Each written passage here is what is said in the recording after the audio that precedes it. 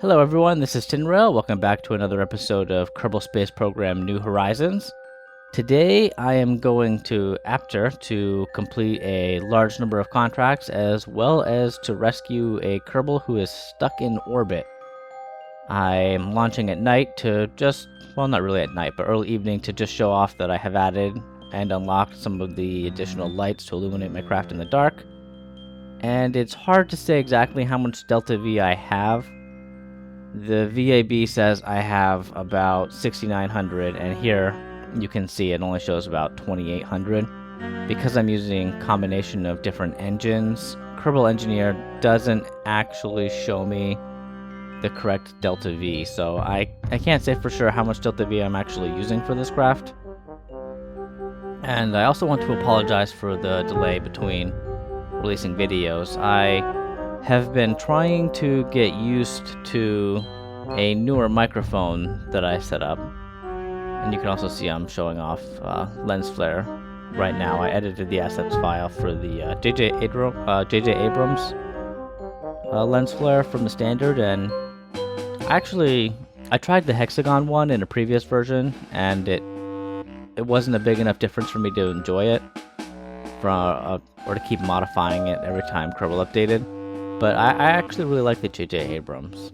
But back to the microphone. I have a new microphone that I've been trying to adjust the positioning and everything for to get used to. In addition to that, earlier last week I updated to a new dedicated sound card. Before I record all my videos, I do a quick mic test to make sure that everything is working as intended. And I think that I will have to actually record something from the application that I'm using for the videos, because for this Kerbal Space Program video, for example, I ended up with blank audio for both the game music and the microphone track, which I have recorded in a separate track. I don't know why exactly, but I also noticed that for another series that I'm doing, the microphone input had defaulted to the game audio, so I had two audio tracks for the game music and no microphone audio. It's been fixed now, but this was a little odd for Kerbal, and I'm not exactly sure why or what happened. I got to orbit here. It took me about 4,200 to get to orbit if Kerbal Engineer is right with what it was displaying. I think that it probably should be, because by the time I got to orbit I wasn't using a mix of engines. But it left me with only 2,700 Delta V to get to Aptur and land and rescue someone. So it was a little on the light side. But I also have some additional experiments from orbital mechanics that I've been able to get some additional science with. When I did the flyby to Aptur, I was able to get a rendezvous well escaping the influence of Kerbin. Since then, I have had a hard time, I haven't been able to do it at all, to align that. I seem to be catching the orbit to Aptur on the way back from another revolution around Sauna. And since it works out that way, I've just been going with it. I'm not sure if I'm picking up speed or anything is really changing or affecting me in a negative way doing that. But because it's easiest to line up the encounter that way, I've been doing it, because it's pretty difficult to get to Aptur. Not difficult, but annoying to keep adjusting every little thing minutely to make sure that I coincide with it instead of Kerbin, because Kerbin's got a much larger radius for when it'll snatch you out of the orbit from Sauna. And on the way, I'm just picking up every little bit of science that I can, so that I will be able to unlock more and better parts. But I still need a lot of money. So I've been doing as many small contracts as I can on the side, and so far they haven't been paying out too much. I believe, based on previous experiences, that the big changes for that are the satellite missions, which are a better source of early income, and then the stations, which will be quite a lot of income, but they'll also be larger projects. But I get to orbit with just the central column left. I had intended on landing with the additional engines because they were going to be my landing support. So right now, I was thinking that, well, it's just an asteroid. There isn't going to be much gravity, so I should be able to land and just balance my rocket on the LV-909 engine. And, well, you'll see what happens. I pick up more science as I get closer to Aptur to get the low orbit. And Bob is only level 1, so he doesn't give me a huge boost to science, but he gives me more, so I love having him on board. And it's very convenient to have the probe core to fly him around, because having to carry Jebediah or Valentina with me everywhere I go just to babysit Bob would be kind of annoying. But here I am getting ready to descend, and I have all these lights that I put on.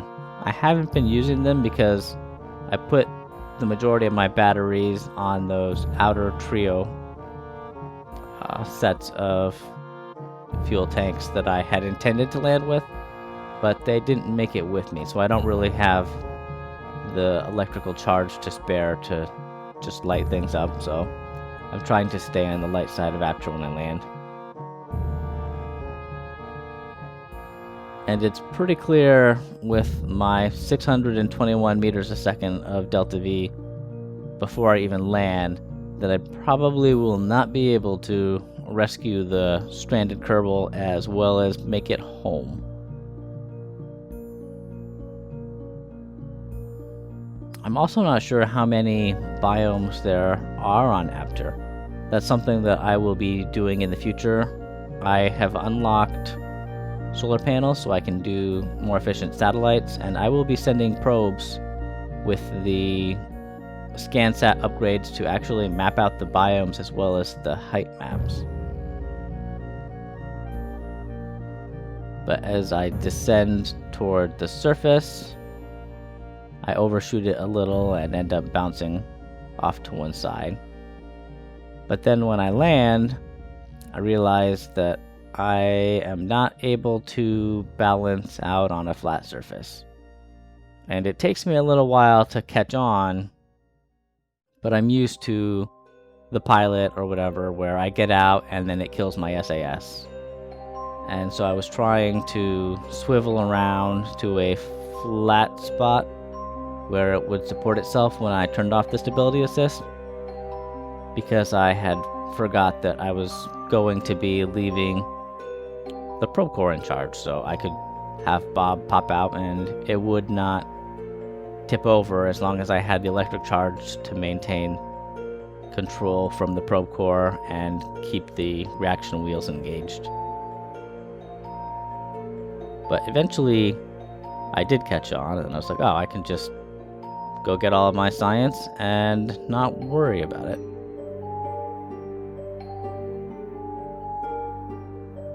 The nice thing about Bob is I don't have to bring multiple experiments like Mystery Goos and Science Juniors. I can just keep resetting them, so I only need to bring one with me.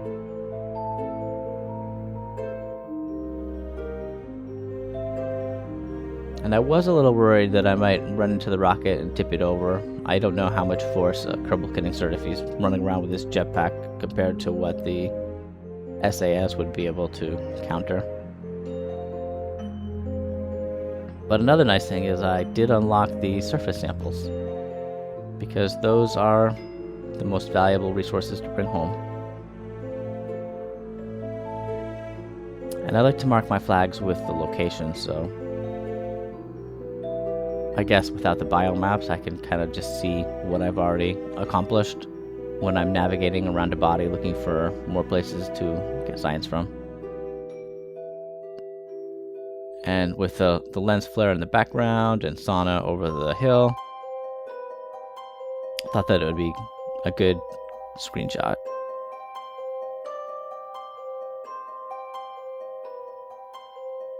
Perfect. And Bob is super, super happy.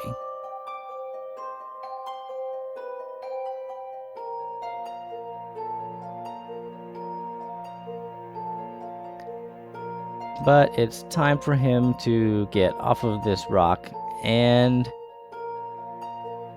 get as much science as possible and just get to orbit.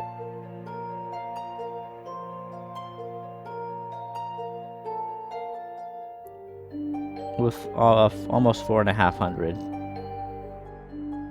fuel, it should be pretty simple to get to orbit. The problem is, it's a very strange shape.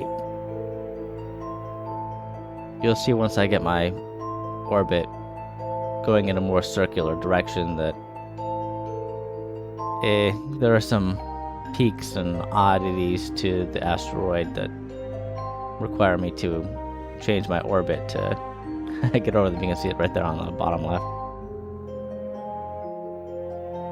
But it also means that you can see that my inclination is also fairly different from the other Kerbal that I have to rescue. So I'll have to change the normal a couple times to get both Bob and Cursor. But before I send out a rescue mission, I'm going to send back all of the 100% science observations. I'm a little restricted by electricity, so I have to time accelerate, build up some charge, send some science over, and continue this process. But I was able to unlock the skipper engines, as well as some other new parts, so that I can make a more efficient rocket to get to space. This does not have mixed engines for the stages, and you can see that I have more than 8,100 Delta V, which I'm not sure if how much more, or if it really is more than the previous one, but I think that it will be.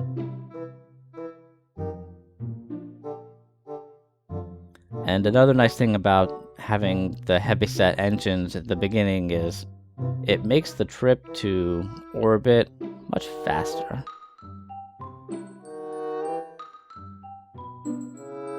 So this is just a nice clean takeoff, accelerate up to orbit, and I just love seeing sauna on the horizon. It's very nice. When I recorded this segment, it actually took place a couple days after the initial mission, so I'm in the new release 1.0.3, and I hadn't actually looked at the patch notes to see what they had changed. But in addition to that, I'd also set up a new cloud system that Kill Ashley was testing from the New Horizons developer. So you may see a couple atmospheric glitches. It's his first release, so it's a work in progress, and I'm sure that he will improve those things over time.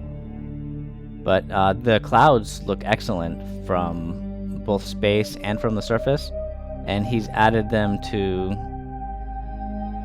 or they have added them to the bodies that they've created that don't exist elsewhere. So it adds, like, Sauna now has clouds around it, which I think look great. And it will be a lot more interesting when I get closer to those to actually have something else going on in the background other than just the static textures. But I get to orbit with this craft. It takes me about 3,600 Delta V, which is not bad if the Kerbal engineer was correct with the way it was calculating the mixed engines. It's about 600 delta V less than it took me to get my first one, or the initial mission, into orbit. And it also leaves me with 1200 more delta V after I get to orbit than I had for my initial mission.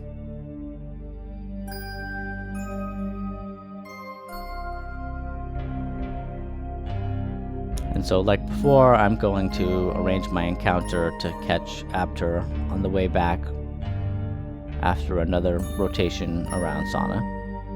And you can almost see it from here. It's a little fuzzy from this far in the distance, but there are some clouds on Sana. But they look much nicer if you're actually focusing on Sana and it's not just in the background.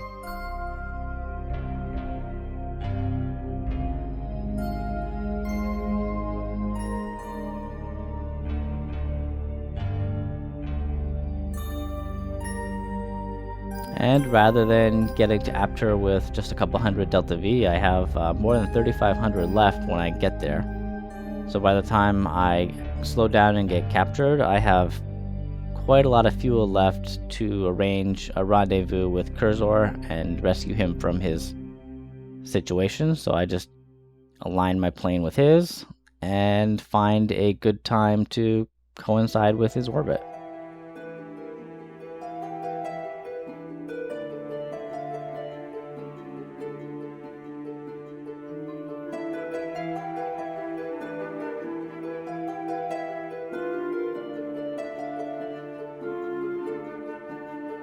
And I'm a big fan of finding something close and then just changing the orbital period until it aligns. So then I can just slow down when I get close to him, aim towards him and speed up, and repeat that until he's close enough to just transfer over.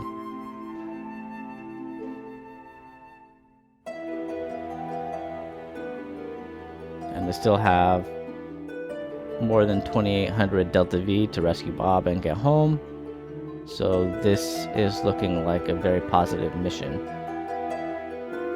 Both the initial craft and the rescue craft were constrained by the 140-ton mass limit for my current launch pad. That is definitely something that I need to raise so that I'm able to create larger rockets that can get to space with even more delta V. And I just love panning around in space with Aptur in the background and Sana, and it's all very pretty.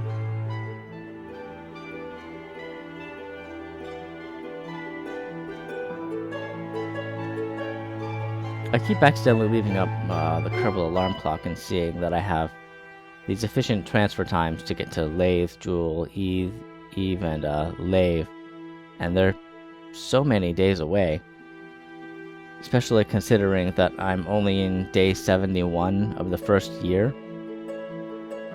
So 128 days away for the best time to get to another planetary system outside of Sana is something that I'm not sure I'll wait for.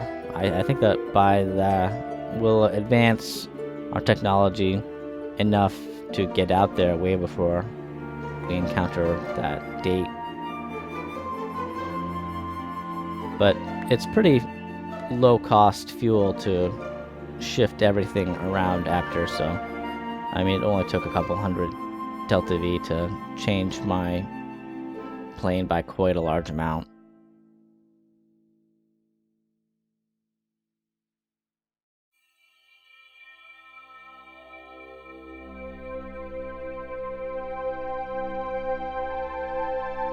But Bob hasn't been here for too long. This mission's been 11 days. So he's just been stranded in space around a rock for, a week and a half.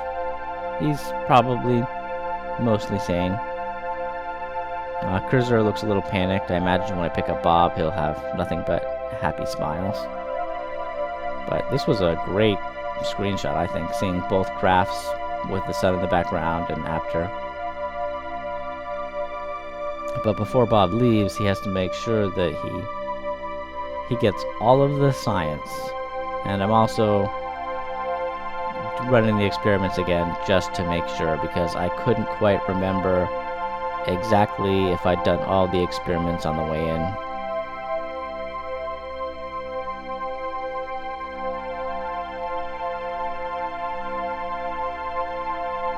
And then Bob accidentally overshot the craft because he wasn't paying attention. So he had to flip around and fly back before things got too far away to accurately judge how we should maneuver to get back to the spacecraft.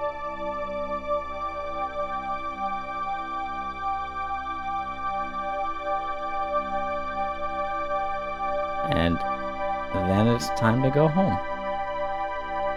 And because the orbits are so close between Sauna and Aptur, it's really easy to have a simple maneuver that brings you right back home.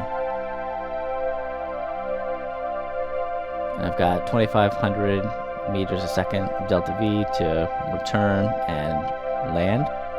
So I think that instead of jettisoning the tank and fuel and relying on just the parachutes, I'm going to try and salvage the engines as well as the fuel tanks.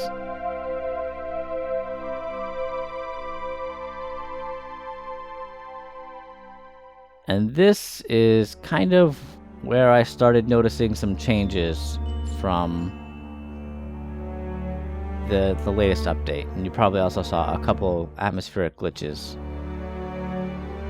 Those are related to what I was mentioning earlier about the new clouds. But also, I started burning up very high in the atmosphere. Not burning up, but heating up. And I found that I have to aim lower than I had intended or was used to. And also, things are heating up, and I was worried about what had exploded, and it was a battery. So I didn't really care too much. But what did bother me was that message there, where I was going 281 meters a second at 6.9 kilometers, and when I tried to use my parachutes, they were destroyed because of aerodynamic forces and heat. But luckily this engine is enough to decelerate me enough to land. I was a little surprised that it blew up when I was landing. I was only going 9.6 meters a second, and I thought that it had a higher crash tolerance than that, but I was glad to make it home at all after my parachutes had become not an option. But Bob and Cursor made it safely back to Kerbal, and Bob is just doing the obligatory get as much science as I can before the mission is over. So I hope you enjoyed the episode, and again I apologize for doing a after the fact voiceover and being slightly delayed in the release of the video. If you would like to see more of this type of thing, leave a like and let me know in the comments, and I will see you guys in the next episode.